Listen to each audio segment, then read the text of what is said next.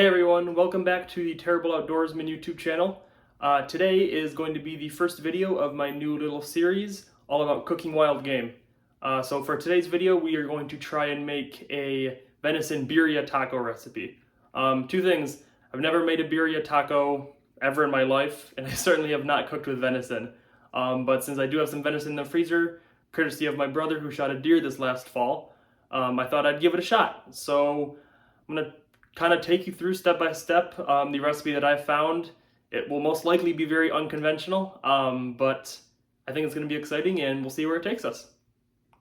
Alright, so before we get started, I am going to show you some of the ingredients that I've picked. So here we have cilantro, obviously it's going to be a good garnish. I have some white corn tortillas, and then we also here have the 3 venisons. This is all cubed. I know a lot of recipes talked about kind of using like one of the roasts, but I do have a lot of cubed meat in my freezer right now, so I figured I might as well try it this way and see what happens. Then I do have some mild diced tomatoes. I have the seasonings all ready to go. These are all the different peppers. I did use 2 seasoning packets only because I was not able to find any store near me that would sell any of the dried chili peppers whole. I did want to kind of make the sauce on my own, but I think this will be a good substitute. Then finally we have a yellow onion for garnish, and the other half I think I might put into the sauce, and then we have some limes. I also have the beef broth over here. As you can see, it's in a pretty large tub, so it's not over with the other ingredients. For this kind of recipe in general, I am going to be using a crock pot or a slow cooker, whatever you call it, just because it kind of works best for me. I'm going to make all this and then kind of let it simmer, I think, for 4 to 5 hours, and then we will come back and kind of check on it to see how it's going. All right, just to get started, we're going to cut up this yellow onion, dice these limes, and then we're also going to cut up the cilantro.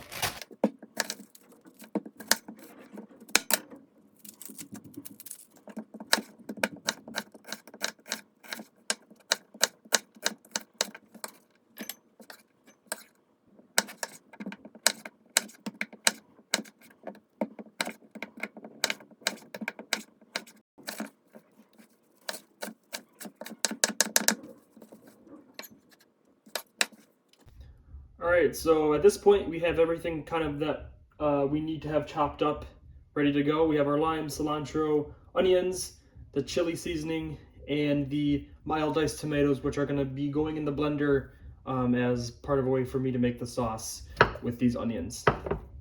Alright, so the next step is to take these diced onions, get them on the stove and kind of cook them through a little bit.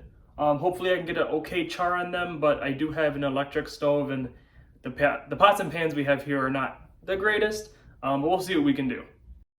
All right, so we're gonna add some oil to the pan, and then we will throw in our onions.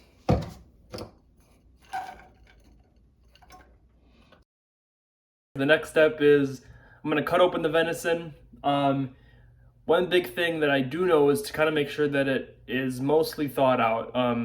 The less frozen that it is when you start to cook it, I think the better the results are. And that might just be for flavor. That might be some people's preferences. I'm not quite sure. For right now, I'm just kind of following whatever I see on the internet. And a lot of people told me that the best thing to do is to make sure it's completely thawed. So that's what I'm gonna do. All right, so while the onions are cooking, we're gonna pat all this dry.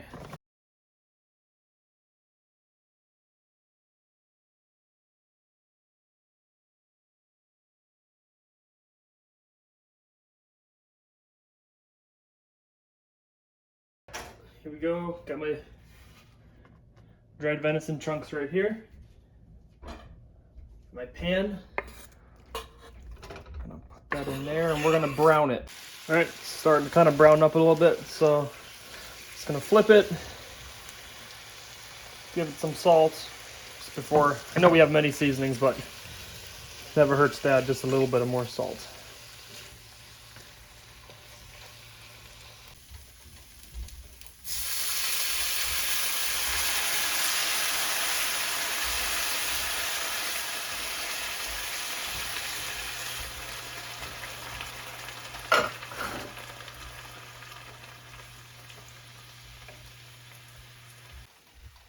All right, let's put these in the blender, and I might have to grab an additional spoon. Yep, just to be able to get these in there.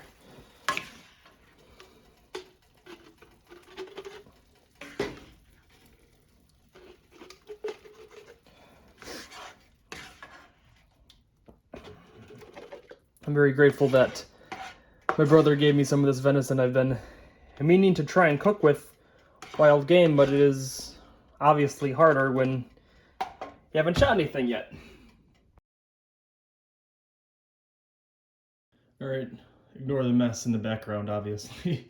I have my beef broth here, and then I have the tomatoes and onions that I just kind of browned up in the pan. So we're gonna put 1 cup of this broth, maybe a little bit less. I think that's good. Into here. We're gonna go blend it, and then we're going to put it in with the meat.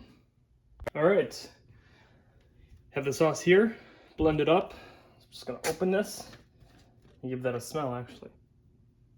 That does smell very good. And we're going to just kind of pour it in here. Mix it around a little bit. And I'm gonna turn back the heat to probably medium-low. And just kind of wait until that sauce starts to bubble a little bit.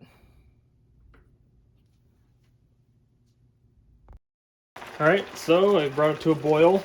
Just gonna give it one more little stir. And then let's go and transfer it to the crock pot.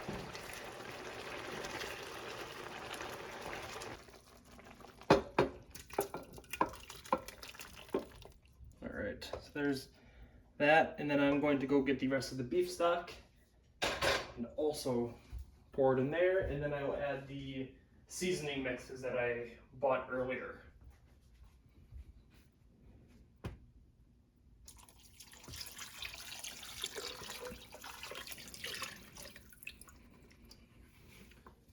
In there.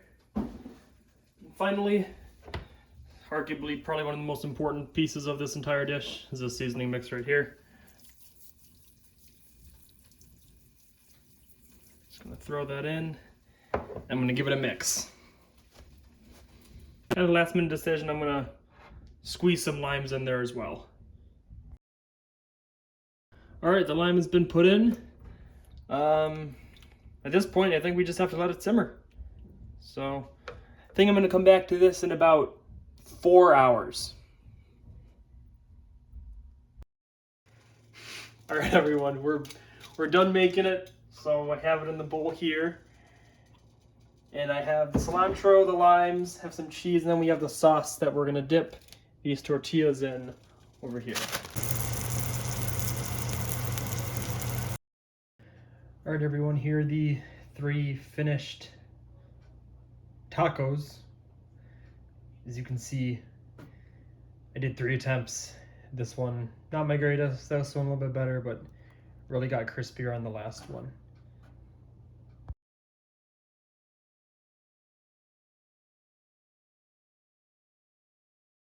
All right, well, I already tried it. I was cooking it, but I just want to try it again because it was so good.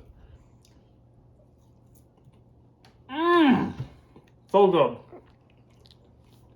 One thing I do like about this is that the venison is not gamey at all, which is surprising because I don't think it was aged at all. I think it might have sat maybe 4 or 5 days before being dressed and butchered.